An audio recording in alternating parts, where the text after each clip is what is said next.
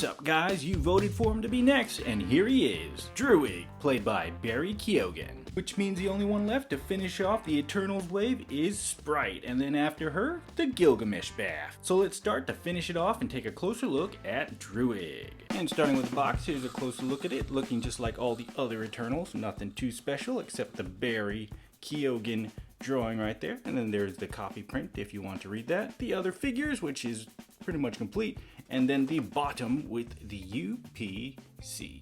And there he is, guys, Druig, along with the Gilgamesh Bath head. Now it's kind of funny with the Gilgamesh head here because a lot of people, when I posted a picture of him online on my Instagram, the box, they thought this was a figure swap out, like somebody had stolen his other head sculpt and stuffed it with like this head, but no, this is the correct head that comes with him. Now another thing I do want to point out too is that this figure, Druig, comes with some of the worst paint alignment issues I've ever seen on any of these Eternals, as well as just Marvel Legends in general, but I'll definitely get into that later on in the video and also talk about a potential solution to it. But anyways, let's go and take a closer look at Druig first. Now starting with the head, I think they actually did a really great job sculpting the likeness to Barry Keoghan. I mean, of all the Eternals figures, this one is one of the closest ones, even when you include the paint job, so definitely pretty impressed by that. And they did a great job on the hair sculpt as well. It's very form-fitting to his head, and it's got some nice sculpting to it, and it looks nice, especially this kind of the bangs up here. If you look at that, it's just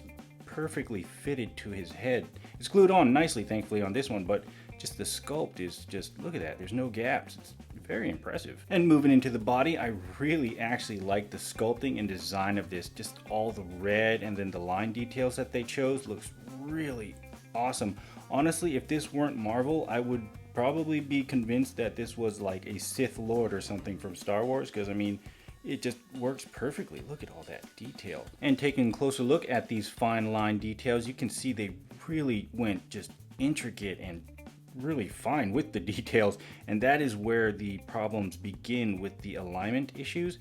You'll see some of them, many of them, where the circles aren't aligned or the lines are a little bit off, especially on this lower portion right here. You can kind of see this top portion's good, but you go down here, look at how off it's just so off. Going down even more, you can just see they missed the mark hardcore, and that's one bad thing about this design is whatever their machines are, their printing tech or whatnot, it just could not align it very nicely. So you'll typically find that the paint up here is nice, like mine, and then the bottom looks like garbage, or vice versa. Bottom looks good and the top looks nice, but I have a solution. I'll talk about it after I show the rest of the figure anyways. And the paint apps for the torso go all the way in, which is great, so it's good when you pose him.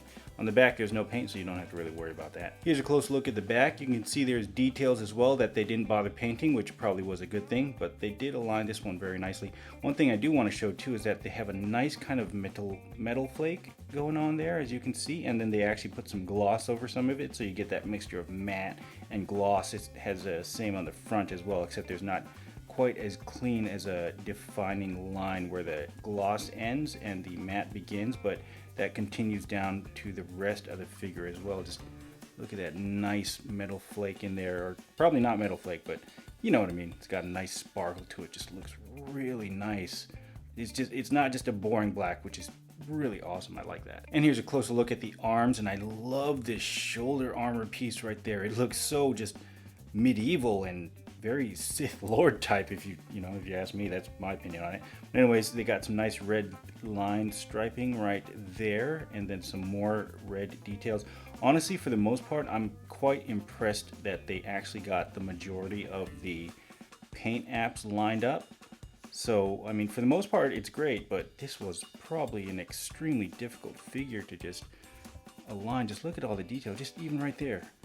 Just really nice. I mean, they did a really good job on Druig, aside from, some of the misaligned circles. And when it comes to his kind of cloth dressy thing, whatever down here, these slits are actually right here, as you can see. You have the slit right there, and then the other slit right there, and then you have the middle slit right there. I'm not gonna extreme lift it like I did with Face Dose and where I chipped his paint just Well, you'll see that in the review. I definitely don't want to do that again.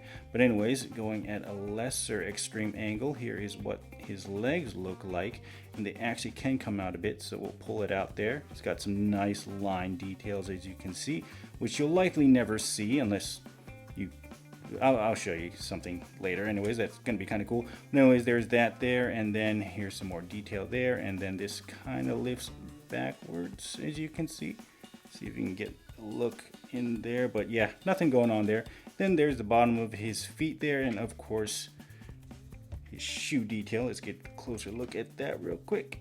And yeah, and as for articulation, his head rotates in the usual circle because it's on that dog bone joint, so he's got some good side to side as well, and up and down, and also the whoop-de-doobly-doobly-doo. And his shoulder rotates in the usual circle, and the shoulder goes up that high. Now, one thing I do want to note is that his shoulder armor is supposed to go into his torso there, as you can see, like that. This one, it's a little bit misaligned, so when you try to go, it gets stuck up there.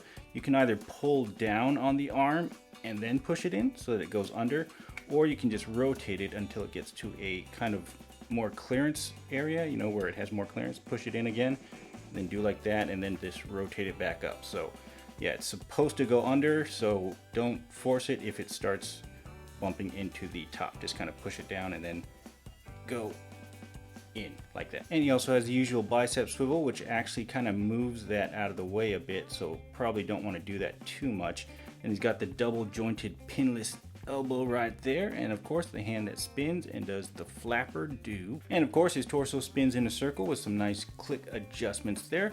Then he goes about that far that way, that far that way, that far backwards, not very far, and forward. Now as for the legs, his kind of dressy here really gets in the way there. If you try to just go forward straight up like that, goes maybe that much. If you try to get it between the slit there, you might get a little bit more, as you can see. And going backwards, of course, it's the typical Marvel Legends. Now if you get it out on the side slits right here, as you can see, you can get some more angle, which is interesting. I'm not sure how you'd pose them like that, but as you can see, it doesn't put too much strain on the soft plastic there, but I wouldn't push it again because, I don't know, you never know, it might tear. And of course, he also has the thigh swivel, which is really hard to see. And then the double jointed knee, that's pinless, hard to get in there. And of course, the ankle that goes backwards, forwards, and then spins. And for accessories, it comes with the punchy hands here and Gilga face. Alright, and as promised, let's go ahead and talk about this paint job here. Now, when I was at Target and I saw them, I think there was like 5 or 6 of them, and I looked through every single one, and every single one of them had some sort of misalignment, especially on this kind of dress piece right here. They were more better up here, but you know, I saw some circles misaligned as well. So yeah, even if you have a huge batch to go through, you may not find that perfect paint job from top to bottom. In fact, if you zoom in on the official Hasbro product pictures for this figure, even those have misaligned circles, so that says something about finding a perfect paint job on this guy. But I do have a solution for you, but it will require that you buy 2 Druigs. And you'll want to find one that has a good paint job on the upper torso here, and then a good paint job on the bottom portion here. And then what you're going to do is you're actually going to pull him apart at the torso, and then just swap the parts. Here, let me show you. All right, I'll do this on camera. It's gonna be hard because of the angle, because I have to push my arms out here to show it on camera. But anyways, I recommend you take the head off first so you don't actually damage it. Lift the arms like so. Gives you a nice grip like right here, and then just kind of grab right here. Be gentle where you grab. Make sure, you know, because you have the legs here, don't bend it or whatnot. Get a good grip on the arms, the shoulders, and okay, pop it off just like that. And all the Eternals seem to be designed like this. Let me turn off the lights. Okay, there we go. There is the connection point there, and there is the peg. And then, of course, all right, back that out. Turn the lights down a little bit. And then you just slide the top off like so. And it's not glued on or anything. And it comes right off, as you can see there. And there is the bottom piece. So what you'll do is you'll get your second one that has the good dress, and then you'll simply slide it over, or just take the whole bottom torso and then pop them back together, and bada bing bada boom, you got the most perfect Druig as you can get. Here's a closer look at the legs if you're interested in that. Now you can actually see how all of that looks there. Pretty decently cool. There's a alignment right there, and here's the alignment slot right in here. If you can see, I really upped the brightness. So now when you put them back together, I recommend keeping the head off once again so you don't accidentally damage it or bend him, because these bottom portions here are fairly soft because it's made of soft plastic. So if you put too much pressure, you may end up just misaligning his jaw and it might permanently stay like that. So definitely don't do that. It happened to the back of Kingo's head, but I fixed that. Thankfully, they packaged them poorly. But as for putting them back together, it's very easy when you don't have the dress piece on. Just pop it on like so. There's that little pop there. And then that's what he, well, just for fun, that's what he looks like without his dress. If you guys were looking to customize it, make your own dress with any of the Eternals, really, it'll work.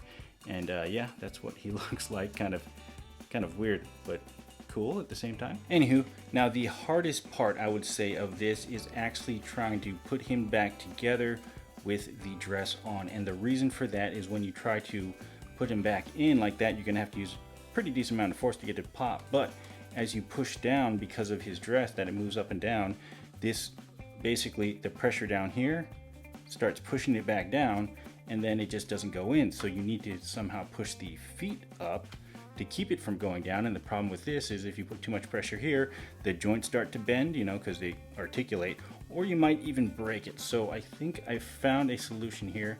And the thing is, it sounds weird, but the key is to try to get in there where his butt is. Just kind of put your finger up there. So you have your thumb kind of pushing up against his booty right there. And then the stress on the front of the dress isn't too bad. And then you just push this in, and I find it easier when you kind of go at an angle like that. And see if I can do this on camera. Just kind of go in there. There we go. See that pop? And there you go. He is back in, and that took a little effort to figure out before, because I was trying to figure out how to do it without bending his legs and dress. But yeah, I solved that issue for you. So there you go. And he is put back together. And be aware though that his joint will be a little bit loose afterwards because you popped it out, but it's not that bad, you know. The clicks here aren't quite as strong anymore, but he still holds together and he still moves and he's not broken. So that is your solution if you want a perfect Druig, or honestly if you want to customize any of his other Eternals. So yeah. And for some comparisons, here he is next to his fellow Marvel Legends Eternals, who were instructed not to interfere in any human conflicts unless deviants were involved. I don't know why, I really like that line. And here he is next to a few other Marvel Legends. Well guys, overall this figure actually is pretty impressive. The likeness to Barry Keoghan is quite accurate, and that bright red paint on that kind of metallic-y black looks really good. But the paint alignment, especially on the dress, is just so consistently bad. I'm gonna take a wild guess that the dress, since it's soft, is flexing when they're stamping on that paint job, and that's what's causing the misalignment. So I think Hasbro has found the limits of their paint application abilities, which is a good thing because now they know where to improve. But anywho, Sprat will be next, followed by Gilgamesh, so stay tuned for that. And as always, thanks for watching, and I'll catch you guys in that next review. Peace.